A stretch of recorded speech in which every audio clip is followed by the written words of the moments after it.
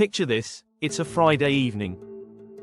You're sitting at a dinner table with friends, laughter echoing around you, and someone pours a deep red glass of wine.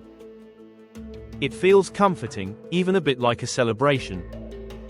For many, this is not just a ritual, it's a lifestyle. But here's the big question. That glass of wine, is it extending your life, as so many headlines once suggested? Or is it silently working against your heart, your brain, and your long-term health? In this episode of Longevity Compass, we're uncovering the surprising truth about alcohol and longevity. Along the way, we'll explore the science, bust some myths, and look at smarter ways to enjoy connection and ritual, without sacrificing your health span. Section 1. Alcohol through history. Alcohol has been a part of human culture for thousands of years. Ancient Egyptians brewed beer. The Greeks celebrated with wine at symposia. Sake has been integral to Japanese tradition for centuries. It has always been more than just a drink. It's a social binder, a religious offering, and a cultural marker.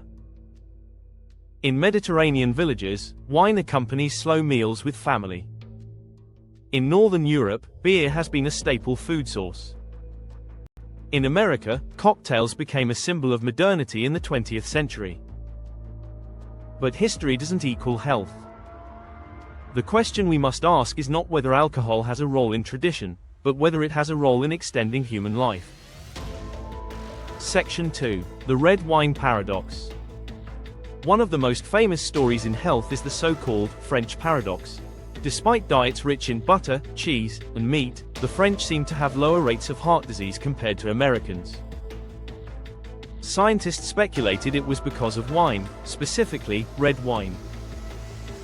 This idea spread like wildfire. Suddenly, wine was no longer an indulgence. It was marketed as medicine.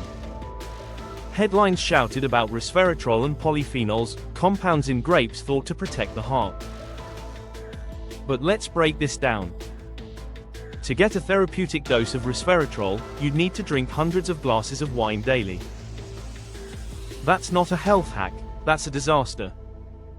So what explains the paradox? Likely lifestyle, long, slow meals, walking after dinner, less processed food, stronger social connections. Wine may have been present, but it was not the magic bullet. Section 3. Alcohol and the heart. For years, studies suggested that moderate alcohol might lower the risk of heart disease. A glass of wine a day, people said, keeps the doctor away. But newer, more rigorous studies tell a different story.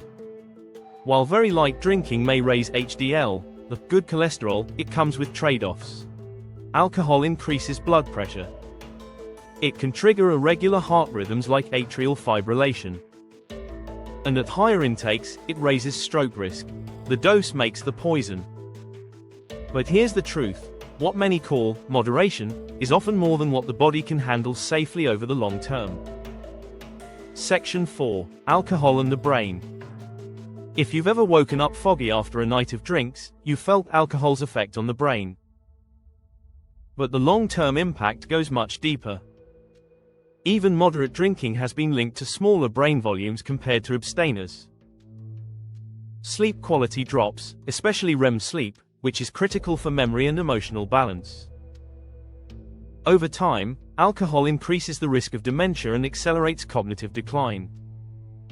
Imagine two twins. One has a nightly glass or two of wine. The other abstains.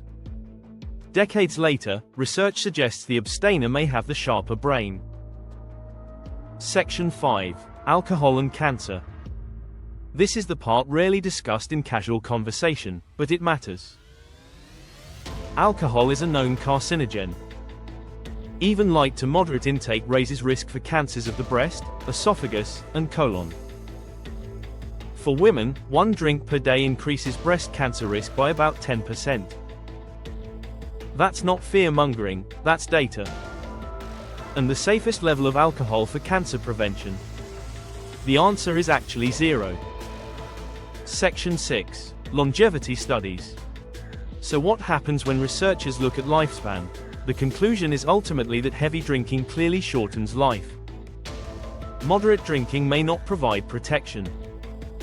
In fact, many early studies showing benefits compared drinkers to groups that included former heavy drinkers, skewing results. The longest-lived populations, the so-called blue zones, may include alcohol in ritual, but never as excess. In Sardinia, it's a small glass of red wine with meals, surrounded by family, paired with walking up and down hills daily. It's never the alcohol itself. It's the lifestyle. Section 7. The social factor. Here's where alcohol often gets confused for medicine. It lowers inhibitions. It brings people together. It feels like the glue of connection. And connection itself is a longevity driver. But connection doesn't require alcohol. You can build the same bonds over tea, coffee, mocktails, or simply shared meals. In fact, the laughter and community are the true medicine. Alcohol is just the excuse many people use to make time for them. Section 8. Human storytelling. I want you to imagine this story. A man in his 50s, let's call him David. Every evening, David poured himself 2 glasses of wine. He told himself it was for his heart, he had read the headlines, he believed the myth. But over the years, David noticed weight creeping up. Sleep getting lighter, mornings feeling foggier. His blood pressure climbed. His doctor said, maybe it's time to cut back. At first, David resisted. This was his ritual, his way to relax. But when he tried swapping wine for sparkling water with lime during the week, saving wine only for weekends, something shifted. His mornings felt sharper. His workouts improved. His blood pressure dropped. David realized it wasn't the wine he craved. It was the pause. The ritual, the sense of reward at the end of the day. He could keep that, without the alcohol. This is the power of substitution, not deprivation. Section 9. Smarter choices. If you do choose to drink, here are the smartest longevity-aligned choices. Keep it light, 1 drink or less, and not every day. Pair alcohol with food to blunt blood sugar spikes and slow absorption. Favor wine or beer over spirits. Stay hydrated. For every alcoholic drink, have at least 1 glass of water. Support your liver with nutrients like milk thistle, leafy greens, and cruciferous vegetables. And most importantly, never use alcohol as a sleep aid. It disrupts REM and leaves you more tired. Section 10. Alcohol alternatives. Here's some good news. Non-alcoholic alternatives have exploded in quality. Non-alcoholic wines, beers, and spirits taste better than ever. Ritual Zero Proof and Seedlip allow you to enjoy the same social experience without the downside. Mocktails with herbs, citrus, and spices can feel just as similar to a celebration. And unlike alcohol, they actually hydrate. This is a growing trend worldwide. For longevity, it's not just a fad, it's a strategy. Section 11. The bottom line. So, does alcohol help you live longer? No. At best, it's a tolerated indulgence. At worst, it accelerates aging and shortens lifespan.